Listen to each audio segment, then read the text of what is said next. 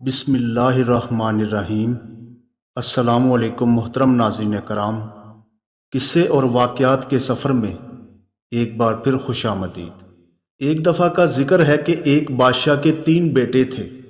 جب اس بادشاہ کی موت کا وقت قریب آیا تو اس نے اپنے تینوں بیٹوں کو اپنے پاس بلایا اور انہیں بتایا کہ میں نے محل کے فلاں کونے میں خزانے کو دفن کر رکھا ہے، اور تم سب بھائی میری موت کے بعد اس خزانے کو آپس میں برابر تقسیم کر لینا، اور ایک دوسرے کے ساتھ ناانصافی بالکل مت کرنا۔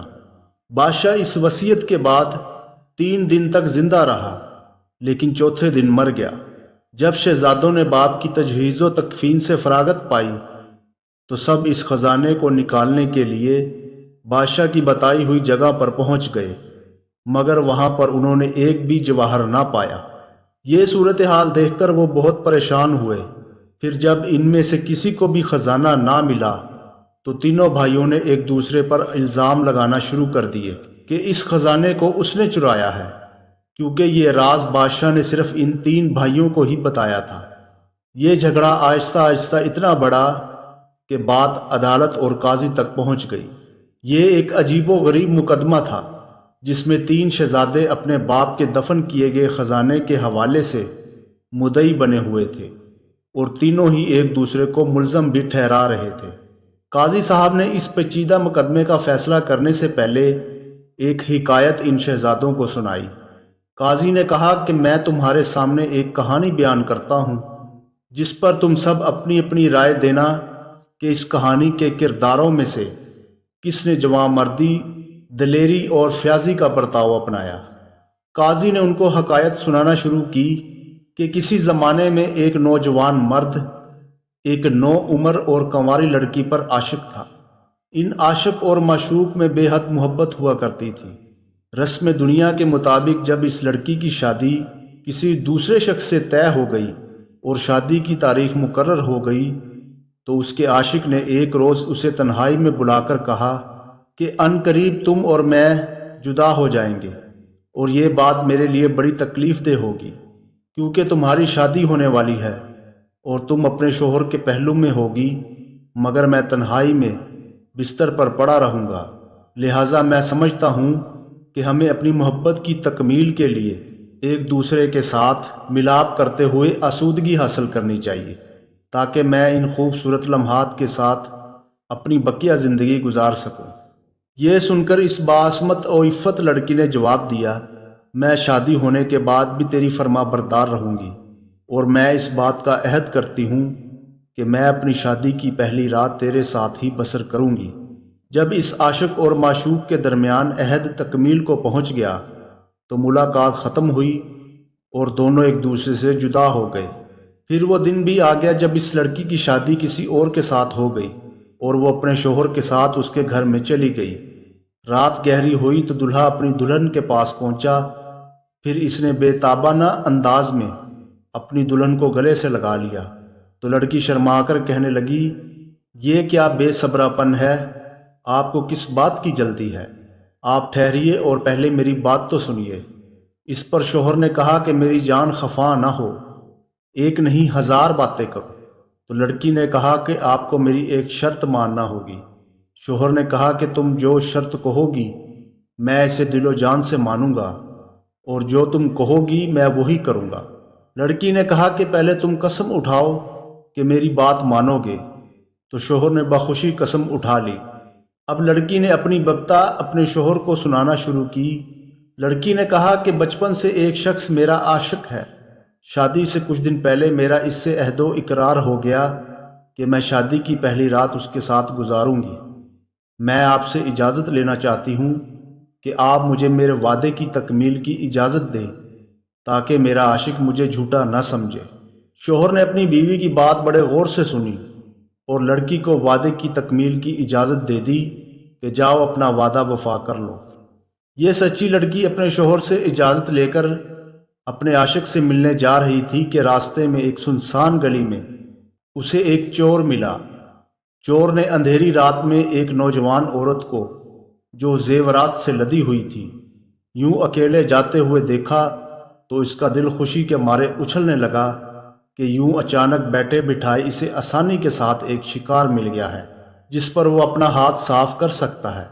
جب اس چور نے اس لڑکی کے زیورات چرانے کے لیے اس کے ساتھ زبردستی کی کوشش کی تو لڑکی نے کہا، اے بہادر مرد، میں اپنی شادی کی پہلی رات ایک وعدے کی تکمیل کے لیے جا رہی ہوں، لہٰذا مجھے پہلے اپنا وعدہ پورا کر آنے دو، پھر میں بخوشی اپنے زیورات تجھے دے دوں گی۔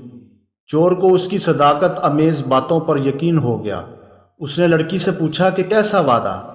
جس پر اس لڑکی نے چور کو اپنے شوہر اور شادی کے حوالے سے ساری کہانی سنا دی اور دلہا سے اجازت لینے کا ذکر بھی کیا، جسے سن کر چور چونکا اور حیران ہو کر کہا کہ ایسی دلیرانہ فیاضی تیرے شوہر میں کہاں سے آئی؟ وہ بہت ہی اعلیٰ ظرف آدمی ہے، لہٰذا میں بھی تجھے جانے دیتا ہوں، بلکہ میں تمہیں خود تمہارے عاشق کے پاس چھوڑ کر آتا ہوں۔ پھر وہ چور اس لڑکی کو لے کر اس کے عاشق کے گھر پہنچا اور اس پاک دامن لڑکی کو چھوا تک نہیں۔ جب لڑکی اپنے عاشق کے پاس پہنچی تو اس نے کہا، لو میں نے اپنا وعدہ پورا کر دیا اور اپنی شادی کی پہلی رات میں تمہارے پاس آ گئی ہوں۔ عاشق بڑا خوش ہوا اور اس نے لڑکی سے سوال کیا کہ بتاؤ تم آج رات میرے گھر تک کیسے پہنچی؟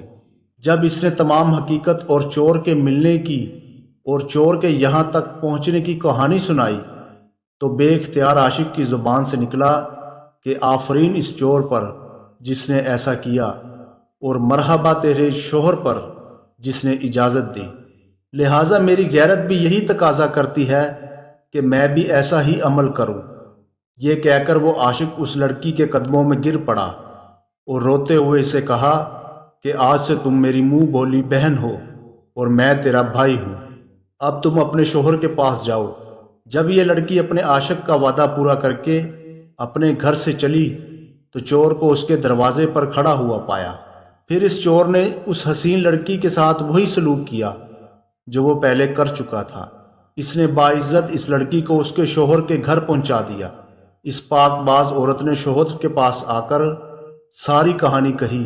پھر اس کے شوہر نے اس چور کو بڑی عزت دی۔ کہانی سنانے کے بعد قاضی صاحب نے شہزادوں سے پوچھا کہ اب تم نے معلوم کیا کہ سچ کی بدولت کیوں کر اس کی عزت بچی اور اسے خوش نصیبی ہوئی؟ قاضی نے کہا، تم تینوں مجھے بتاؤ کہ تینوں یعنی عاشق، چور اور شوہر میں سے کس نے زیادہ مردانگی دکھائی؟ سب سے بڑے لڑکے نے کہا کہ اس شہزادے نے۔ قاضی نے پوچھا، وہ کیسے؟ بڑے لڑکے نے کہا کہ چونکہ اس نے بہت سا روپیہ خرچ کر کے اس لڑکی کو حاصل کیا تھا اور پھر اس غیر کی خواہش کو مقدم سمجھتے ہوئے اسے جانے کی اجازت دی۔ یہ کمال درجے کی جواں مردی ہے۔ دوسرے لڑکے نے کہا، نہیں، بلکہ عاشق کا نمبر پہلا ہے۔ اس کی وجہ یہ ہے کہ اس کی معشوقہ اس کے پہلو میں تھی، اس نے صبر ضبط کیا اور اسے ہاتھ تک نہ لگایا۔ بھلا اس سے بڑھ کر دلیری اور جواں مردی کیا ہو سکتی ہے؟ پھر سب سے چھوٹا بیٹا بولا، ایسا نہیں ہے، بلکہ قابل تعریف تو وہ چور ہے جو کسی انسان کو اپنے فائدے کے لیے جان سے مارنے کو بھی دریغ نہیں کرتا، کبھی اس پر رحم نہیں کرتا۔ اگر وہ اس موقع کو ہاتھ سے جانے دیتا تو اس سے بڑھ کر صبر اور فیاضی کیا ہوگی؟ اگر وہ اس موقع کو اپنے ہاتھ سے جانے دے دیتا ہے تو اس سے بڑھ کر صبر اور فیاضی کیا ہوگی؟ لہٰذا ہمت اور جواں مردی اسی کو کہتے ہیں۔